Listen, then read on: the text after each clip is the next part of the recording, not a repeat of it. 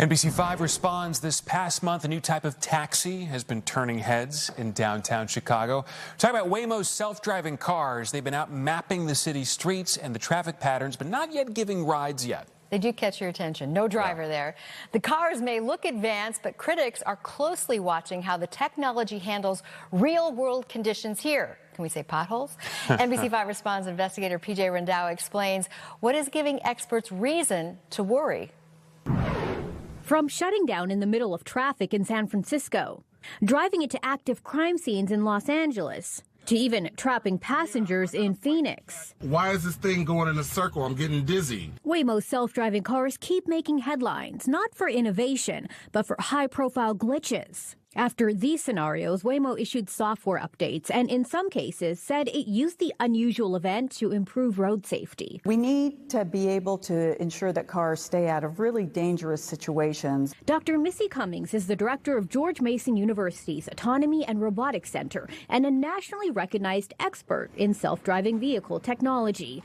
Waymo is operating 3,000 cars in 10 U.S. cities, and they're now laying the groundwork to make Chicago next. What challenges do you see as they roll out into our city? Significant concern. These cars struggle around pedestrians, struggle around people on bicycles and Lime scooters, for example. So they do not do well around potholes. Safety concerns extend to school zones, too. There are currently 3 active federal investigations into Waymo over incidents involving failure to stop for school buses and a collision with a child in a school zone. Waymo says it takes these investigations very seriously and have taken significant steps to improve performance, and it will cooperate fully with investigators. All of these things suggest that the computer vision systems on board the cars are still extremely immature to the point that they have to call a remote operator. And help from Waymo's remote operators isn't always immediate. During a power outage in San Francisco last December, dozens of Waymo vehicles were effectively bricked,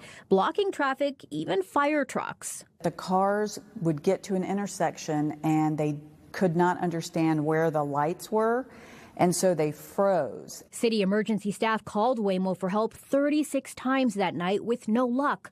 Help only came after the mayor texted Waymo's CEO. In recent hearings, Waymo executives were asked to explain the delay. We have overall 70 operators working at any point in time to respond to these remote assistance queries. Right now, the remote operations for Waymo is in the Philippines, and this is unacceptable.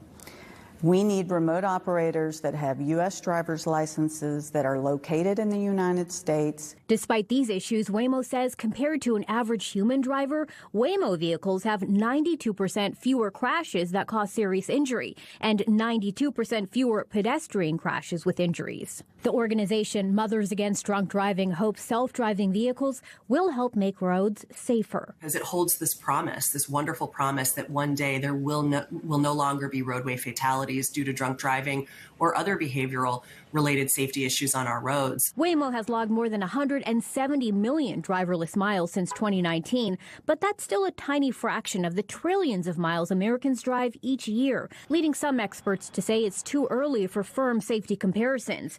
Dr. Cummings says there are some areas where she would not recommend using a robotaxi. Local surface streets, 25 miles an hour, sure, go crazy.